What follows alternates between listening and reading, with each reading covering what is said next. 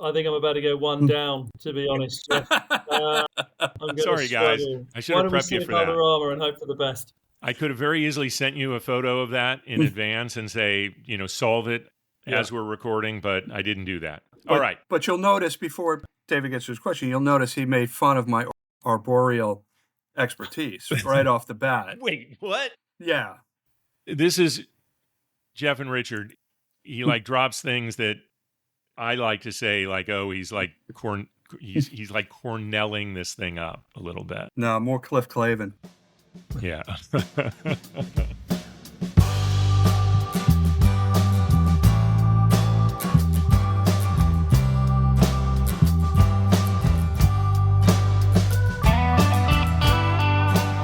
Welcome to Wait What? Sports Biz Chat with DP and McGhee, the podcast that takes an often irreverent, sometimes cynical, and on occasion a serious look at the business of sports. I'm your co-host, David Parro. And I'm Tim McGhee. Well, I don't know about you, partner, but I had a solid holiday sports viewing weekend, which I don't get to do, or I don't feel I get to do too often. College football, of course, U.S. Open, tennis, F1, Women's Rugby World Cup, some Premier League action, NASCAR, the unceremonious opening of the Bill Belichick era in Chapel Hill, which I think was maybe the most enjoyable. I guess after all that, I am a little bit into sports, which of course is besides the point. Because Tim, I want to know what's on your mind. Yeah, I'm up much too early today. I usually get up when the sun is warm, like 1:30, 2 o'clock. All right. No, we are recording early Just for us. us. Listeners, that's not let's make sure people know what that is. We've done it before, but it's the greatest comedy album ever. All right. That's not funny, that's sick. National Anthem. UNC football. Came for the football, stayed for the memes. Oh, some of the memes that came out. Good Lord. Who would have thought the college football opening is going to be primarily focused on University of North Carolina? NFL memes for the win. They had a short clip of Jordan Hudson walking behind Bill Belichick on the sideline with a caption that said, "Can I have $20 for the concession stand?" Yeah. Another one said she was leaving it at halftime so she could make her bedtime. Okay. Third one said she was already entering the transfer portal. Yeah, there were some great memes. But you have to hand it to TCU. They're a good football team. They're a good football team, and I don't know if Carolina. I mean, listen, Belichick is probably right after the game when he said we're not as bad as we looked in this game, but they're not great, and I don't think they're going. I mean, FSU comes out of the box as an ACC team and surprises big time, crushes Alabama, beats Alabama handily, I should say. Yeah. And so they're certainly, I don't think they're going to be at the top of the pecking order in the Atlantic Coast Conference. But there's so much attention on this. And yes, because of his much younger girlfriend, it got that much more attention. And a lot of people, I don't know if this is because of your, long-suffering Jets fandom and just always wanting anything, involving the guy that caused so much pain for you over the years. No, I'm not rooting against UNC in football by any means. I do, and I have since he was announced as the coach, question the amount of attention being paid to a player. It's not like, so if we use the example of Rick Pitino at St. John's, rebuilding a college basketball team takes a lot less time because you're talking about 12 players. Right here, you're talking about 100 plus players. Even with all the attention paid to Coach Prime when he joined Colorado, he wound up, he came out of the gate, did very well, but he did not have a ton of success in his first year. It's very difficult to do that in college football. So I think the expectations were unrealistic. ESPN putting him on, so many times this year and so forth. And they'll be okay. Yeah, I think the question is going to be from a performance standpoint is his game going to work there? I mean, they brought in an entirely new roster basically. So that, the coach and general manager of the college program obviously was working overtime to bring this new system and new era to Chapel Hill, and we'll see if it works. But then in the the Jordan Hudson piece of it's just kind of additional drama that adds to this. But it was an unbelievable opening weekend, I think, Oh yeah. for college football. And ESPN launched with their, Emmy award-winning college game day program, which seems to be better than ever. And they were able to send off 90-year-old Lee Corso going 100% in his predictions. I mean, this was unbelievable. And he not only got the Texas-Ohio State game right, which I think a lot of people, really did think that Ohio State could beat them, because we don't know anything really about Texas. We don't know if Arch Manning is all that he's cracked up to be. But on the business side of this, they averaged 3.5 million viewers. And that team now is even, I think, continues to get stronger. I think the Saban against, with McAfee works better now. Corso obviously is getting old. His speech isn't quite as good, but he was still there. And the respect and the tribute they paid him for all of the years that he helped make this thing special, this college game day special, was unbelievable. And Fox, with their big noon kickoff, actually cut in and gave tribute to that. Now, the biggest story coming out of this weekend for me was this new Fox Barstool content partnership. It's not an acquisition, but it's a content partnership where personalities from the Barstool side will certainly appear on Big Noon Kickoff. And they were also in Columbus for the Texas at Ohio State game. And as we know, founder of Barstool, Dave Portnoy, is a huge Michigan homer, as well as a Boston homer. And he came out with a whole thing that I think that partnership makes sense for Fox, because they have to do something to try to make their show relevant. Because let's call it what it is. That show is not anywhere near where College Game Day is, I don't think. I mean, even with Rinaldi and the Bear they moved over, that they grabbed, that show is not as strong. Urban Meyer is not Nick Saban when it comes to that. And Nick Saban's dry, but when he delivers stuff, he delivers stuff. I don't think Urban Meyer's there. And we'll see if Portnoy wants to be the guy, or they start bringing PFT in or Big Cat in, who I think would probably be a little better in that circumstance than maybe Portnoy. But Portnoy might have loved it and said, I'm going to be the guy every Big Noon Kickoff.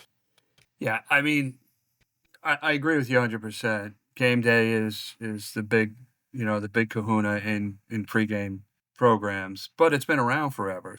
Fox hasn't had as much time to do it. But listen, they're going after a different audience. They're obviously going to try to age down their audience with their partnership with Barstool and Portnoy. I wouldn't be surprised if Portnoy, given his ego and arrogance, wants to be the guy on every program. But I enjoy that show. I don't dislike that show. I also love Game Day too, though. Yeah, listen, I think they had some good matchups. They obviously owned all of the Saturday, Sunday, and Monday night with the North Carolina game, basically almost mimicking what an NFL weekend is like. Of course, we have NFL launching this week on Thursday night, which I think we expect that to be another great season and perform very well. But I thought there were some great, compelling storylines. The SEC versus Big Ten piece of this with the number one Texas Longhorns coming into Columbus and getting beat in a pretty lackluster game in a lot of ways, and certainly Arch Manning didn't have the game that a lot of people, I think, he's being crucified in the media, and I think, like UNC football, he's not as bad as that game let him, might lead people to believe. But we'll see. We'll see how he bounces back. Listen, your guy, Chase Briscoe, starting strong in the NASCAR playoffs. I think we have to talk about what's going on with this lawsuit situation between 23XI and Front Row Motorsports and NASCAR. It's gotten worse because it's gone public. It's gotten personal and gone public, and those two things together, those two things are not a recipe for parties coming together in a lawsuit. So U.S. District Judge Kenneth Bell, the western portion of North Carolina, is the person presiding over this. He seems to be pleading with these parties, right, to settle this thing. It's scheduled to go to actual trial on December 1st of this year. But both parties seem very dug in. I don't know if these things that have been revealed, which included some very, what sounds like some animus, I'm not sure they were necessarily intended that included communication between Michael Jordan and Curtis Polk. Past guest Steve Loletta had a text that was in there that we don't know what the context of that was. So I don't want to cast aspersions on that, but they were the type of things that the other side will take a look at and say, see what they're doing. And then there was another interesting one from NASCAR President Steve O'Donnell, I think to Steve Phelps, the commissioner, saying that they were worried about what the original draft of the charter agreement looked like, because it looked like it was going back to those old days where the drivers were just basically almost indentured service, or the teams were basically indentured servants. And it was, they were worried about that. But that shows kind of the evolution that I think that Phelps and O'Donnell are trying to bring to NASCAR. And Jim France, who is the brother of Bill France Jr., the former head of NASCAR, Jim now sits as the chair. And he's very dug in on this, and I think a lot of people think that change won't happen until he is out of that role, and that's basically what Jake Loletta had commented on. I think we have to go ahead and report that. But yeah, I mean, and it seems like Michael is ready to say, hey, we won't race, that's fine. NASCAR is saying, hey, we'll get rid of these, we're not going to sell more, so those are the charters. If you don't have those charters, they'll end up being sold, and the judge is basically saying, like, solve this thing, because if this thing goes bad, NASCAR's changed forever. Yeah, and it's interesting to hear Michael take that position, given the fact that his two drivers are 4th and 6th in the playoff points right now. Granted, after one race, you mentioned Chase Briscoe. He won the race in Darlington this weekend. He's on top of the standings right now, but there's still a lot of racing to be done. And, either Tyler Reddick or Bubba Wallace, are not out of it yet by any stretch of the imagination. So for Michael to take that position, maybe it's negotiating at this point, but I don't know what that particular position, how that serves, right? Because if you think about private equity in sports, there's probably a ton of private equity out there that's thinking, who do we talk to if 2311 and Front Row are no longer part of the charter system? Who do we talk to about standing up a team? Mm-hmm. Because NASCAR is back, in my estimation, as a viable investment for anybody who wants to own a race team. If you do it right, of course. I'm not suggesting that it's easy. Yeah, and the tough thing is, in a way, is that, MJ is the perfect owner, right? He was the perfect owner at a perfect time for NASCAR to come in with his global fame, his passion for the sport, and to be the one that's kind of leading this charge against is tough. Now, one of the things where I think that the teams have a decent angle is because NASCAR has put in place a lot of things that would make it difficult for someone to break off. And NASCAR has expressed, and this came out in some of the discovery, that they didn't want a live golf situation, right? They didn't want people breaking off and trying to start a new series, which I think would go horribly bad, by the way. But I mean, this is a major story to a property, a racing series that, to your point,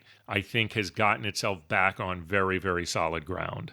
Yeah. I don't think breaking off and creating your own series is a viable option. There's plenty of tracks that, used to have NASCAR races, no longer have them. They might become home, but I think it's a question of media and sponsorship support. I don't think it's there. But that's the issue in a way, right? That's the antitrust issue here is that no businesses are supposed to put in impediments that that create a situation where nobody else can venture into the business. But if I'm NASCAR, the first question I ask is, how are we stopping somebody from creating a standalone series? Tell us where we're now. If SMI doesn't let people at the track, that's that's the reason. It actually, I almost, as I was looking into this story a little deeper, I was thinking about the OVG situation we've talked about recently, and the relationships that they have with these other partners, and kind of the monopolistic situations that come up, because that's the deal. They got SMI along with their own tracks, basically to say, this is what you're doing. And that's what Curtis and Michael and the front row people are, I think, arguing is that it would be tough to find the places to even race because of the agreements, whether formal or not, have been kind of put in place. So we'll see. That's for a judge and maybe ultimately a jury to determine. Yep. No, and it looks more and more like that's what's going to happen, right? What else you got? Well, sticking on the subject of motorsports, I know your second favorite team behind the MoneyGram Haas F1 team is Team Papaya, the boys at McLaren. But I have to say, what Zach Brown has done there in the last 7 years, nothing short of remarkable. That team hadn't won a drivers' championship since 2008. The first year, or I should say Lewis Hamilton's first championship. But they just signed MasterCard as a team title sponsor. And we've got somebody coming on the show who used to run sponsorships for MasterCard. They just sold a portion of their team at a $5 billion valuation to MSP Sports Capital. And they're sitting at top. They've got the top two drivers in the Drivers' Championship, and they're way ahead on the Constructors' Championship. I just think it's, everybody was talking about for a little bit, for a few years, obviously, the Mercedes-Benz Petronas team with Hamilton, and then Red Bull Racing with Max Verstappen. These dynasties seem to be short-lived now in F1, is my point. Yes, the performance of the team on the constructor side has been amazing. They have two amazing young drivers that can stick around, I think, for a long time. The biggest question from that standpoint is going to be how do Oscar Piastri, who's currently leading the World Drivers' Championship, and Lando Norris perform together as they go on, because they both want this championship. But Piastri looks like he's somewhat moving, kind of running away with it at this point. But you said something. You said title sponsor. This is the thing that caught my attention when they announced this elevation of MasterCard to naming partner, because the official name of the team is McLaren MasterCard, not Oracle Red Bull, not MoneyGram Haas. But it is classic Zach Brown, and he is the master. You're absolutely right. His connections, particularly to the U.S. sponsorship market, are amazing. I've always somewhat joked about how much more inventory is he able to create to even carve up, whether it's space on the car or access to paddock, because teams get supposedly the same bit. So I was always have been a little confused. How are they continuing to sign, and what are they giving these partners? But the power of now McLaren, which is this unbelievable brand, even though it's not owned by that company anymore, it's 100% owned by equity, including largely the Bahrain Sovereign Wealth Fund, it's remarkable. And I had a good friend, a friend of the show, Andy Clark. I've mentioned him a few times. He wrote me and he's like, this is amazing. Zach continues to do amazing things. And I, like my typical, have to kind of throw it back. I'm like, well, but that's not a title sponsor. They're calling it naming partner and they're not even in front. So what will stop him? What will stop him a year down the road for selling someone in front? And I was kind of saying that's a negative. And Andy, rightfully so, says, sounds like good business to me. I would agree with you. So, hate the player, not to get, the game partner. That's you. Totally right. Totally right. We don't know. MasterCard are very sophisticated sponsorship marketers. So I'd like to think they would protect somebody from coming in above them, so to speak. But you don't know. You're right. You don't know. And I agree with Andy. Good on Zach Brown if he is able to sell that. I think we need to come back and get Terry back on or ask him the question, because we had that big discussion on what's a title sponsorship, because this now is gray area from what we talked about. It's sort of between a title sponsorship and a presenting sponsor. Right, exactly. Right? It doesn't have the presented by moniker, but it does come after the title of the hell, listen, I would always let's come up with a new name for it. Let's be the ones that come up for a new name. Yeah, I would always love to have Terry back on. You know that. Yeah. Hell, let's get Zach Brown on. I'm on it. Speaking of F1, let's stay on F1. We can continue on with motorsports. And we've talked in the past about the movie. The movie's done, it seems, exactly what everyone hoped it would do from the F1 side. It has been a blockbuster, biggest biggest movie release for Brad Pitt in a starring role. It's grossed nearly $610 million at last check globally. Huge hit for Apple in this kind of hybrid model where they go to theater and then will release it on their streaming platform. Huge in UK, not surprising. Big in China, which I think bodes well for a continuation of racing in that country, in that particular Grand Prix. It's, if you look at the stats from a social engagement, which is where I think F1 has done particularly well, they are boasting big numbers again this year, attendance increases across the board, U.S. races that have done viewership, at record numbers. So, I think that all the things that people felt this movie could help F1 do, because there's been some, is there a softness in the growth, particularly from a viewership standpoint, things that are legitimate to look at. I'm not saying this movie has necessarily solved everything, but it has shown that F1 continues to be a power, and then all you have to do is look at the sponsorship increases with people coming in as league-wide sponsors and the continued strong activity on the team sponsorship level. Just talking about this MasterCard deal we just were. I think the folks at Liberty Media continue to feel like major thumbs up on this investment. For sure. Do we want to go to break, man? We've covered a lot, and we have an unbelievable guest coming up. 2 of them, in fact. Yeah, let's take a break. I was going to surprise everybody. No, I'm sorry. No. All right. Be back in a sec. It's time for our guest. So in 3 weeks, one of the truly great events that pops up on the sports calendar every other year, the Ryder Cup tees off at the legendary Bethpage Black course on Long Island. We have a special treat today in our guest segment. We wanted to make sure we weren't called homers, so we have both sides of this historic competition covered.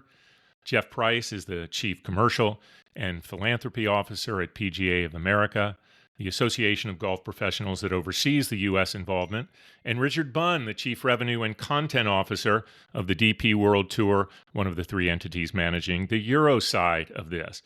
Jeff has been with PGA of America for more than 11 years, overseeing big advancements in media rights, sponsorship, and cause initiatives. Previously, he served as president and publisher of The Sporting News. Jeff rose to prominence, and where Tim and I first met him, in the sports industry as the head of sponsorship at MasterCard. Now, Richard joined the DP World Tour in 2018, elevating to CRO last year, and prior to that, spent 18 years with IMG Media, serving in leadership roles for joint ventures between IMG and various global golf tours. Gentlemen, we are so excited we can make this work, and it did take some work, and we're really looking forward to taking a deep dive into all things Ryder Cup. So with that, let's go ahead and get going and jump right in. Again, welcome. Thank you. Yeah, great to be with both of you, and looking forward to a discussion 20 days away from patrons walking through the gates of Bethpage. The People's Course becomes the home of the Ryder Cup. That's really where I want to start, and I want to pose this to both of you. From a broad, we'll start with Jeff and then have Richard jump in on this. So from a broad view, what does Ryder Cup mean to golf, both historically and I guess today in the modern day? And then if you could add a personal touch, what does it mean to you personally, being involved in this event, obviously working in the space, and being someone that's been in the sports business for so long? Well, it is truly an event unlike any other in the sport. Kind of combines the World Cup, the Olympics, a rock concert of the first tee, bringing it all together with amazing passion, tremendous competition, but with the spirit of the Ryder Cup. And, I think back to Jack Nicklaus, the concession that he made to Tony Jacklin, and the sportsmanship that the Ryder Cup represents, and that team essence of golf that doesn't happen that much in our sport. It's a very individual sport, week in and week out. The opportunity for the U.S. and Europe to come together and compete as a team is something that's truly, truly special. And as my friend John Miller from NBC likes to say, there's no place in sport like the first tee of the Ryder Cup on Friday morning. So about 3 weeks from this Friday, it's going to be the most special place in the world to be in sports.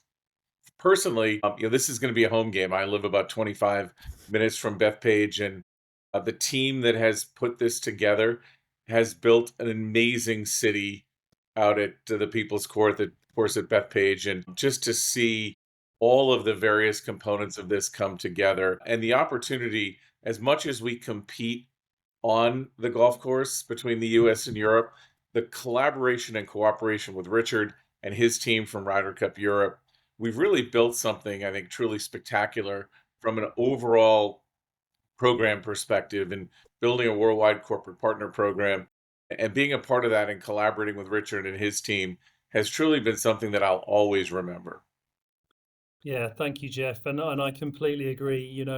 I'm just so excited about coming over in a few weeks' time to your home and experience everything that's going to be going on out there during the week. And it will be incredibly magical. And I hope, I just looking forward to it so much. And Luke's now made his 12 picks as of Monday this week. So they are 12 strong now and ready to go. And I'm over here in Ireland at the Amgen Irish Open, where there's Rory and Shane in the field with Luke as well. So it's going to be a great weekend and leading up to when the team come over to New York. But I guess, as Jeff said, golf is inherently an individual sport, and it's very rare we get to come together as a team. And so that just cries out for a whole different level of tribalism and teammanship and everything else. And when those players are not just playing for themselves, it's just such a huge event, and just one that our corporate partners, our broadcast partners, our fans, everyone is just can't wait for it to get going. Tim, before you ask your question, I have to just share this because it's one of the most significant family stories in my life involving sports, and it was at that first tee of a Ryder Cup when the competition was at Medina in 2012, and it was that brutal, final day, I guess we might say, Jeff, collapse of the U.S. team. But my father, who had just come off of hip surgery, was we had him there, and my brother happened to know somebody that was working as a marshal on the first tee and got my dad up there. My dad sitting there on the first tee inside the ropes, like chatting up every golfer that comes by. And it was one of the greatest moments. My brother and I just sat there and said, this is like, it could all end now for him and us maybe, and it would have all been great. So anyway, I understand that from a personal level, how great that is. Sorry, Tim. That leads perfectly into my next question for you guys. And Richard, we'll start with you. Why do you think the Ryder Cup engenders so much passion among not only golf fans, but sports fans in general? Yeah, sure. I mean, I think the scarcity of the Ryder Cup, the fact that it's biannual, obviously helps enormously. There's a lot of golf out there throughout the year across all the different tours and everything else. And so when every 2 years, the Ryder Cup comes together and every fan, golf fan or general sports fan, look forward to it because of that scarcity. And it's different because of that. And I think that's a real thing. And a word I said earlier on around the tribalism side. And, you're not just playing for England or Spain, you're playing for Team Europe. And I think, there's a lot to it that fans from all over the world come to the Ryder Cup. We had, I think, 270,000 fans come to Rome. Rome isn't naturally a golf country, but they all came, and as did Jeff and his team, and witnessed the beauty of Rome. And obviously having one of the biggest sporting events there as well was just incredible. And it will be bigger in New York, and we hope to repeat that and we will repeat that at Adare Manor in 2027. Tim, I think it starts with the players. And I'm just going to give you two examples. I think back to Rory at Whistling Straits in tears after a very tough loss to a very, very good U.S. team. And over the course of his career, he's come to realize and said in that interview on NBC that there's no event that gives him more emotion or a greater feeling of passion than the Ryder Cup. And then I think to Keegan, who literally has not unpacked his bag since the last Ryder Cup that he was a part of, and as the captain, made a very selfless decision to put team above self in his captain's picks. And it would have been very easy for him to say, I'm going to step into this role. I'm one of the best 12 players in the world. I should probably play in the Ryder Cup. but he recognized that his role and his opportunity was to lead a team, and he put team above self. And I think, as we all know, having been around team sports, the opportunity to be part of a team for players is something that's truly spectacular. So I think the essence of the Ryder Cup starts with the players, their passion for this competition, and then it spreads to our spectators, our fans all around the world. And that energy that you feel on the first tee, you've probably all heard players talk. The most nervous they've ever been is trying to put the ball in the ground on the first tee at the Ryder Cup, because that swing is unlike anything else they've ever experienced, not because of themselves, but because they're part of something larger. And I can relate to that because I feel that same thing every time I play. If one person is standing behind me watching me hit, so that's great. And yeah, I think the Keegan Bradley storyline is going to be a great one going through, because he wanted to focus on being the captain and doing the job, because that's a bit of a challenge as well. So Jeff, this one's to you. You know, those in the business, I guess, understand the difference between the PGA Tour, of course, and the PGA of America. But on a broad sense, maybe a lot of people don't. The mission of the PGA of America is to serve its golf professionals and certainly to grow the game. So if you look at this piece of it, the management of Ryder Cup, how does Ryder Cup support that overall mission of PGA of America? So we're a 501c6 entity, not for profit, and every 4 years, our association essentially breaks even through the education that we do, the training and professional development for 33,000 members who are the tangible connection to the game in the United States. For every golfer, 47 million people in the United States picked up a golf club either on or off the golf course last year. Our sport has grown through COVID, through the work of our PGA of America golf professionals. And our mission is to make sure that the game is growing, that our profession and our professionals have great career opportunities.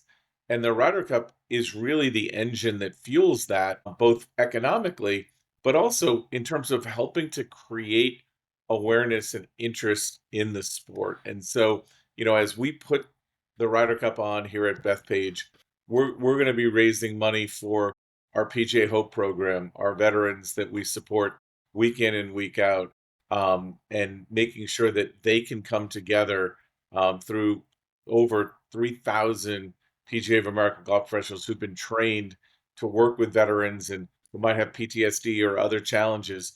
So if you think about the Ryder Cup, it's an economic engine that fuels our mission. It's also something that, from a pride and really representing the ethos of what our members do, you know, it's been in 2027, it'll be the 100th anniversary of the Ryder Cup.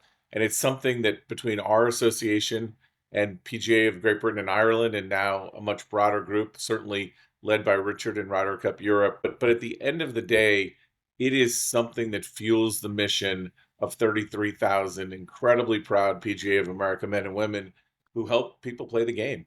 I do want to do a quick follow-up on that. Obviously, the mission is very important, and it extends beyond just supporting those professionals. Bethpage is a public facility. You have, I'm sure, heard some of the rumblings about ticket pricing and so forth, particularly because of that public nature, I think, of Bethpage, including Bethpage Black. Any thoughts, any comments you can make on that relative to that some of that displeasure? Sure, David. I think you and Tim have both been in this industry for a long time, and we did a tremendous amount of market analysis on what was the value of a Ryder Cup ticket in New York. What could the pricing be? What would the market bear? And I think that the reality is, if you go to the secondary market today, tickets on Friday are selling for $1,500 just to get in the door. When I tie it back to the mission that we have to serve those 33,000, and every 4 years we break even, we made a conscious decision to look at that market and price it at a point that the market elasticity said Friday, Saturday, and Sunday, we probably could have sold those tickets for $1,000 or more. We priced it at $750, all inclusive of food and beverage. So if you're in New York going to a game, you're going to be able to, at a Ryder Cup, have breakfast, lunch, and dinner provided to you as a part of that ticket. You're going to be at one of the greatest sporting events in the world, and it's going to be something that will be a lifetime memory. So we think we priced it accordingly. We obviously took some heat from the golf world. I found it interesting that if you think about when the World Series comes to New York or a Super Bowl comes to New York, nobody gets concerned about what the price of a ticket's going to be. But because it was golf, somehow, we should be pricing it at a level that would not have been market bearing. I think the other part that we were really proud of and had always built in was this concept of the people's perk. We held back 3,000 tickets to be able to provide to golfers from New York, and whether it's the caddies at Bethpage or the Nassau Players Group or veterans across the Hope program, we have delivered 3,000 tickets to New Yorkers who love golf, who will be a part of this. And having been able to give tickets to some folks that otherwise probably wouldn't have gone to Bethpage in a couple of weeks, to see the excitement in their eyes, to see that, knowing that we will have authentic New York golfers, the people's course will be represented. But I think we also, from a market analysis standpoint, priced it fairly. The market spoke. In 48 hours, Friday, Saturday, and Sunday tickets sold out, and it will fuel our ability to deliver back on that mission, David. So at the end of the day, I think, we did a lot of homework. We tried to do the right thing by New Yorkers with the People's Perk program. And I think that the secondary market is validating the fact that the pricing structure was appropriate for a world-class event. Richard, this question is for you. The Euro side of the Ryder Cup is a joint venture between the DP World Tour, whom you work for, the PGA of Great Britain and Ireland, and the other PGA associations or organizations within Europe. How does that work with so many disparate pieces trying to come together? Yeah, absolutely. Thanks, Tim. So the European side of all sort of the rights and the commercial activities, it's all held in a company called Ryder Cup Europe LLP is the holding company. And there's three stakeholders, as you just said, in there. So there's ourselves, the European Tour Group, which has 60% of Ryder Cup Europe LLP. And then there's the PGAs of GB and I, 20%, and the PGAs of Europe, 20%. So we, as the European Tour Group, take the lead in all of the rights negotiations, commercial activities, and obviously, most importantly, stage and run those home Ryder Cup matches that we have in Europe. So we take the lead on all aspects of the Ryder Cup from an operational and certainly a commercial point of view.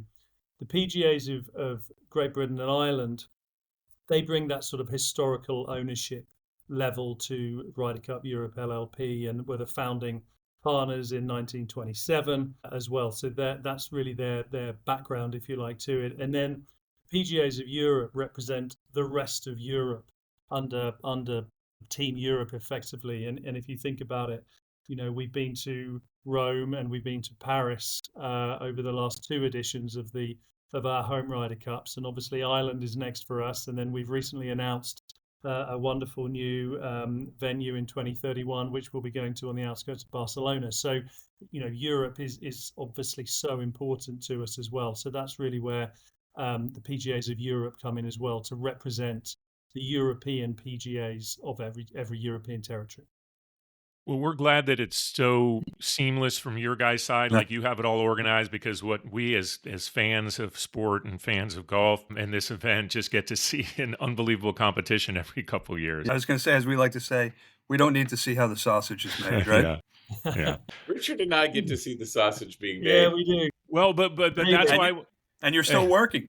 That's why we like to have good executives involved in this event. So we know that it's going to be done and done well for our entertainment. Because as Tim and I like to talk about on the show, when it comes down to it, that's all we really care about, on this, is that it's entertaining for us and hopefully for a few other people. But mostly we care about us.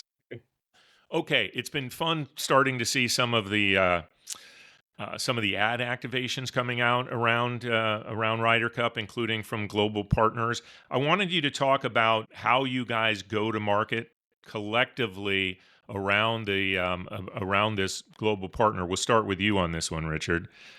Yeah, sure. So we obviously work completely in tandem with Jeff and his team, and we sell our sponsorship programs and our worldwide partner programs together, and that really was the game changer. And it was before my time and Jeff was certainly all involved in it all. But I think 2018, Jeff, wasn't it? Was the first worldwide partner program jointly, collectively going to market together and selling home and away and beyond cycles of Ryder Cups as well. And that really was the sort of game changer for us in terms of bringing in up to 8 worldwide partners that we have throughout the Ryder Cup, and then through the pyramid of the commercial program with worldwide suppliers and other more local deals that we have. But it's such a hot sponsorship platform for us now. For us in Rome in 2023, our sponsorship revenue grew 153% compared to Paris.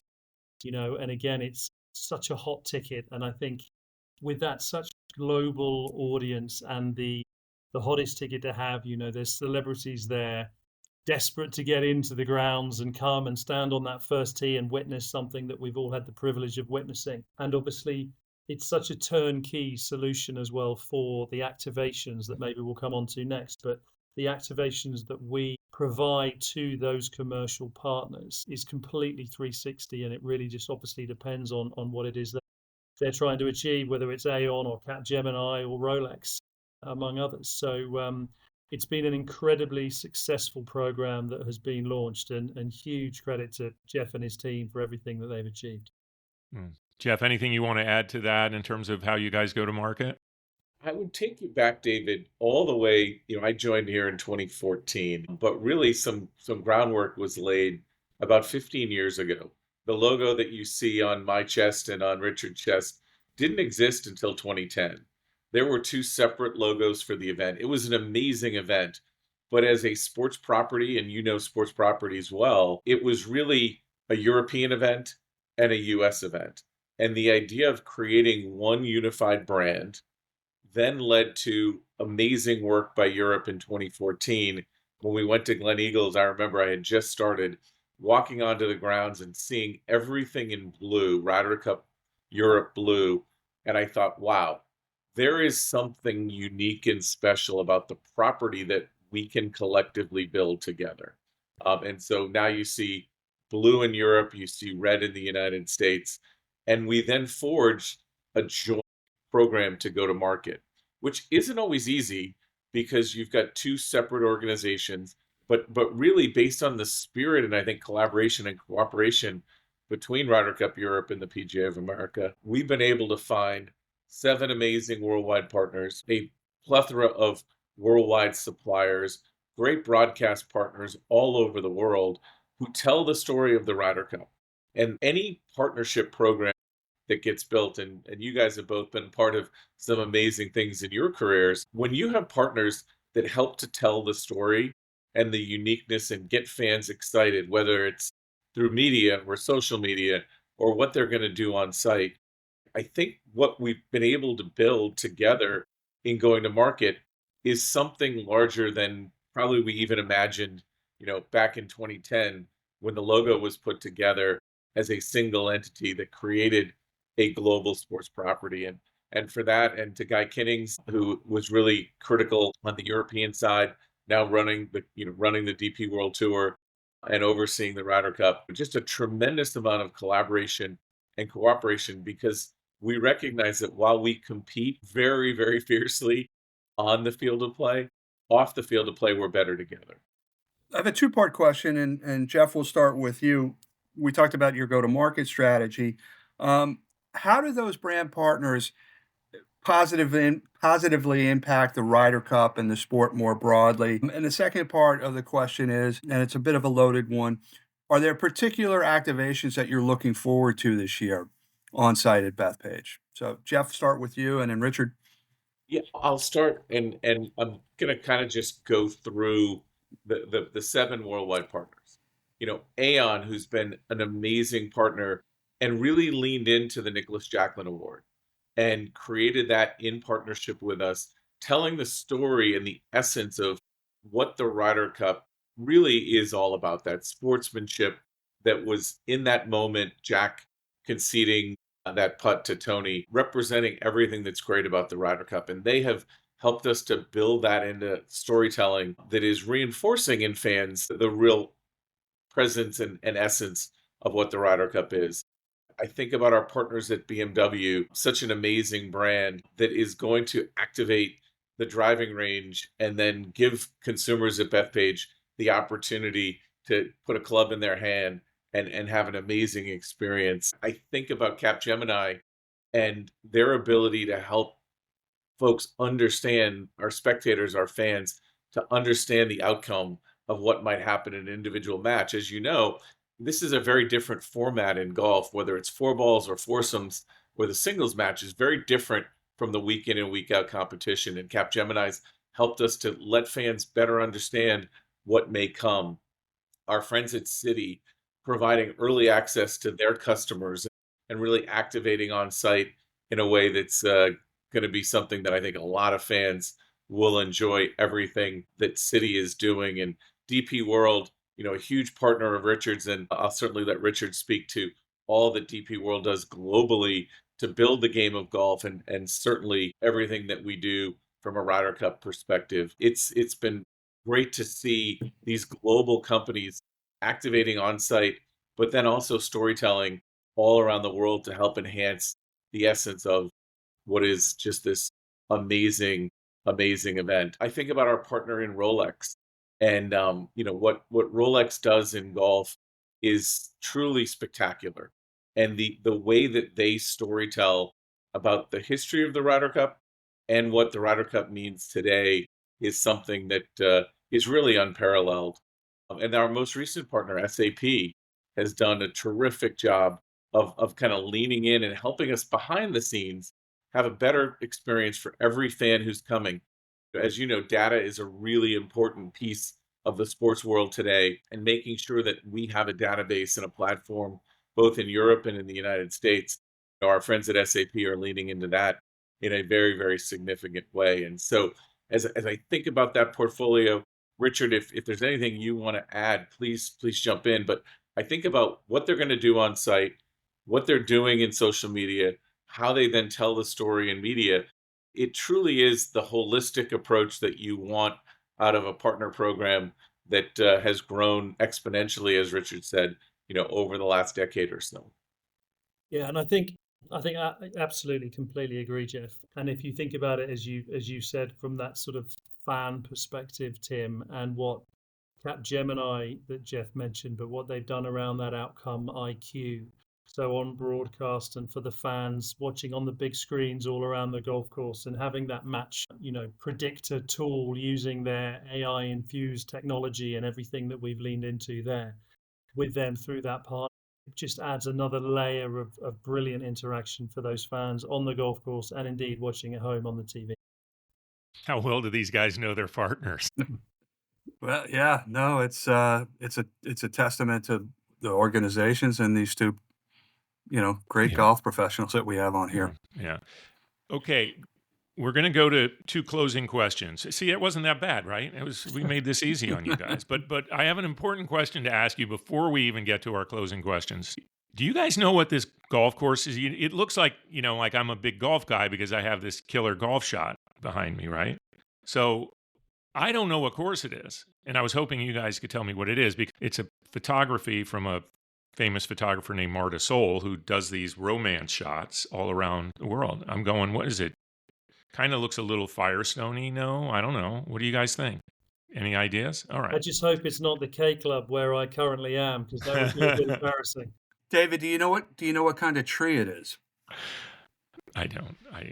You do. I'm seeing you do from your. No. Yeah. The reason I ask is because I was involved in, if you remember, the very first World Golf Championships, and I was at Valderrama with representatives from the PGA Tour and what at the time was called the European PGA Tour, before it was the DP World Tour. And I just remember standing on the first tee, looking down, and I would have had to use a cue stick and a ball to try to stay on the fairway.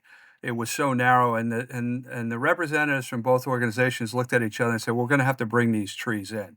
and they were cork trees. And that kind of reminds me, the way that tree is overhanging kind of reminds me of a cork tree. Could be. So I'm figure it out. I'm wondering if it's somewhere in Spain or. I'm going to figure it out. Well, she is a Spanish artist, by the way, so there's that. So you could be right. There you go. You're onto something, Tim. We'll figure it out. Yeah. So you're making golf executives on. I think it has to be a European course because I don't recognize it. But you've been on pretty much everyone. Yeah. What's that, Jeff? I'm going to put that on Richard to figure out. I think I'm about to go one down, to be honest. Jeff. I'm Sorry, guys. I should have prepped you for that. 𝘕𝘈𝘆 and hope for the best. I could have very easily sent you a photo of that in advance and say, solve it as we're recording, but I didn't do that. All right. But you'll notice, before David gets to his question, you'll notice he made fun of my arboreal expertise right off the bat. Wait, what? Yeah. Jeff and Richard, he drops things that I like. He's like Cornelling this thing up a little bit. No, more Cliff Clavin. Yeah.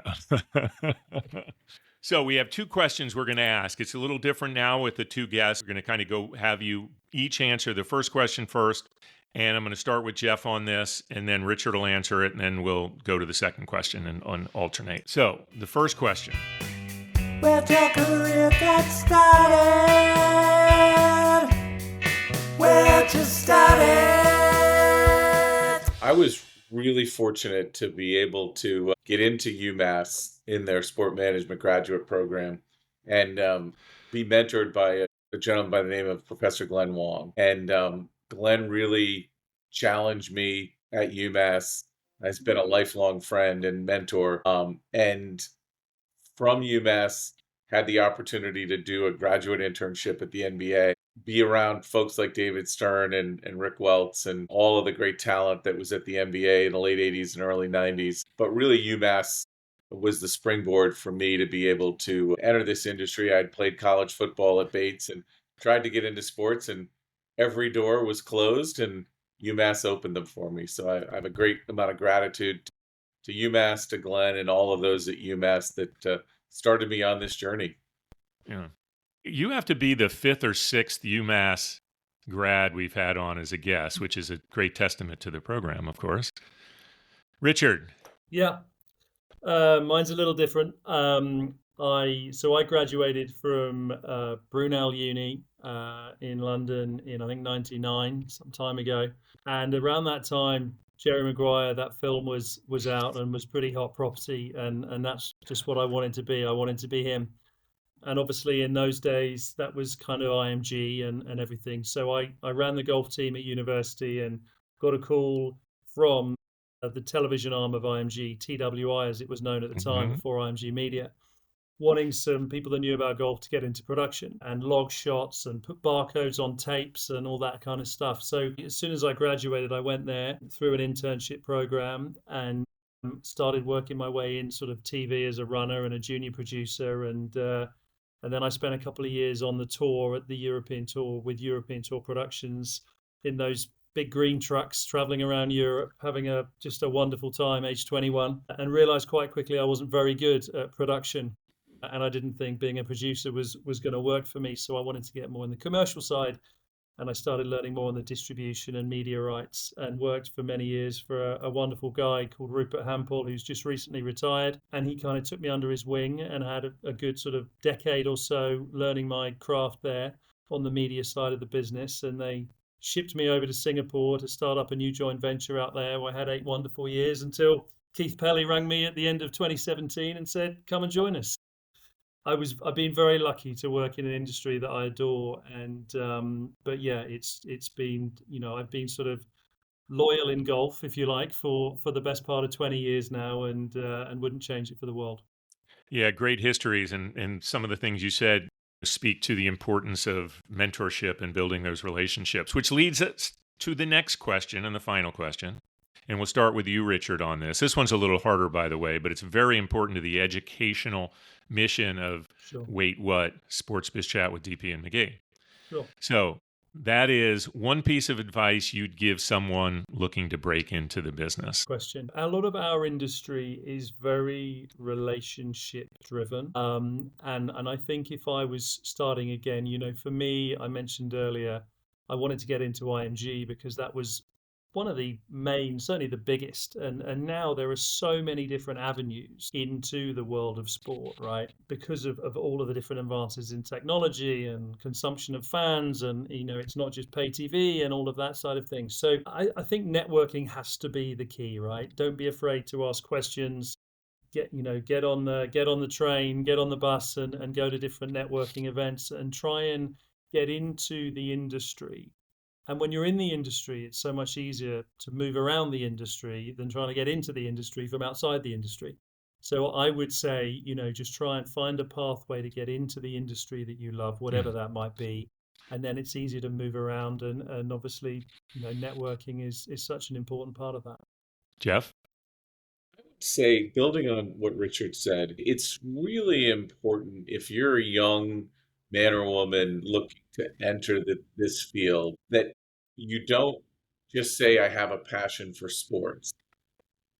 Lots of people are sports fans, but do you have a passion for the business side of sports where you think you can bring your talents as a social media creator, as a producer, as a salesperson? What are you going to bring to the organization? And when you get that first opportunity, do the absolute best you can do in the role that you're in. I think one of the things that happens is people will get their start and immediately they're thinking about what's next. When I think at the end of the day, those that are most successful do incredibly well in each role they have in this industry. And if you focus on being a part of a team, being someone who's a contributor, a collaborator, somebody who's creative and asks very inquisitive questions, and you're learning and growing, and you're doing the best you can in the role you have, somebody's going to tap you on the shoulder, as I know has happened to both of you knowing your careers, and say, hey, you've got talent.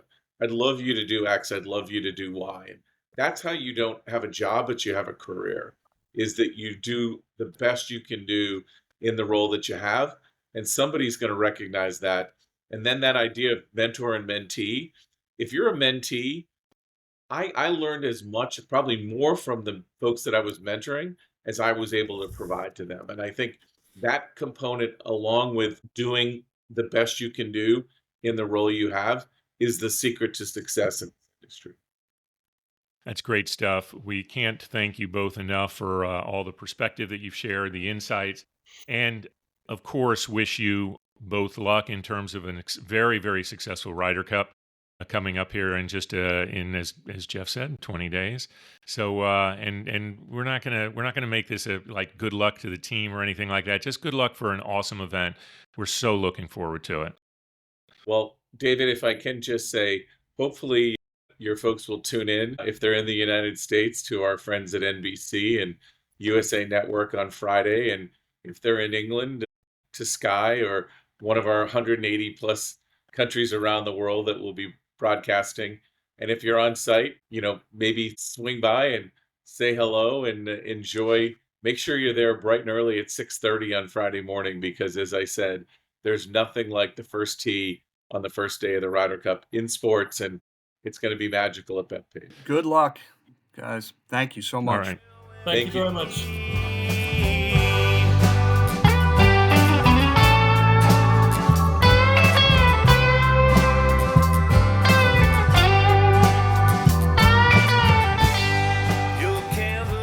All right, so we're back. Wow, two great guests. And I don't know about you, but I'm even more excited about Ryder Cup than I was before.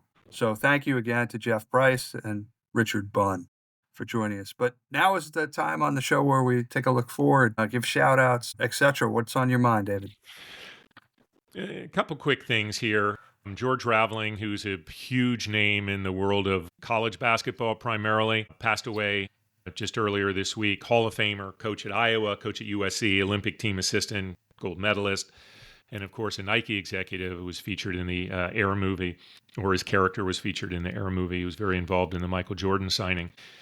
Passed away. I mean, a giant in the world of basketball in this country, and it just makes me want to watch this new Mike Tollin, who's a great documentarian in the sports world. He has a new film called Unraveling George, which I'm now very much excited to make sure I see.